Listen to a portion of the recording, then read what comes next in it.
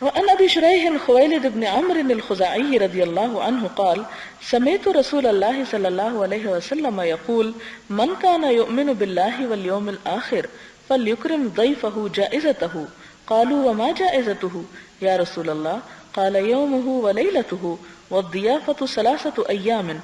فما كان وراء ذلك فهو صدقة۔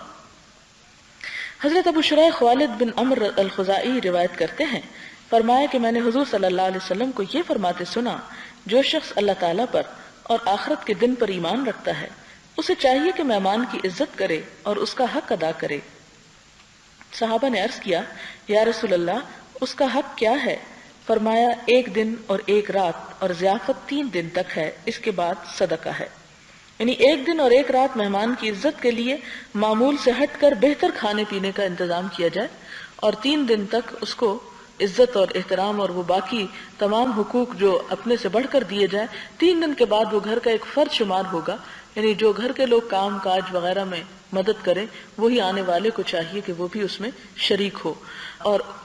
اگلی حدیث میں یہ بتایا گیا کہ ایک مسلمان کے لیے جائز نہیں کہ اپنے بھائی کے پاس اتنا ٹھہرے کہ اس کو گناہ گار کر دے، یعنی کسی کے گھر میں اتنے دن قیام کرنے لگ جائے کہ اس کو مشکل میں ڈال دے۔ صحابہ کرام نے عرض کیا یا رسول اللہ صلی اللہ علیہ وسلم وہ اس کو گناہ گار کیسے کر دے گا؟ فرمایا یہ کہ وہ اس کے پاس ٹھہرا رہے اور اس کے پاس کچھ نہ ہو جس سے وہ اس کی مہمانداری کرے۔ یعنی جب انسان سمجھتا ہے کہ میرا جانا دوسرے کے لیے بوجھ یا تکلیف دہ ہو سکتا ہے، یا اپنے کسی رشتہ دار یا دوست یا عزیز کے بارے میں اس کو پتہ ہے کہ اس کے پاس جانا اس کے لیے اس کو ایک مشکل میں مبتلا کرنے کے برابر ہے، تو ایسی صورت میں اس کو کیا کرنا چاہیے کہ اسے دوسرے کو آزمائش میں مبتلا کرنے سے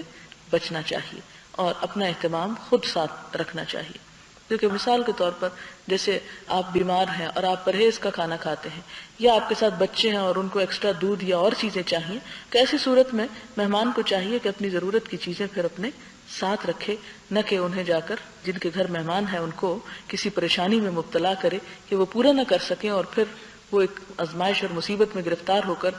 دنیا کی نظروں میں بھی گریں اور خدا کی نظروں میں بھی۔ تو ایک مومن کو یہ جائز نہیں کہ وہ دوسرے کے ساتھ ایسا معاملہ کرے۔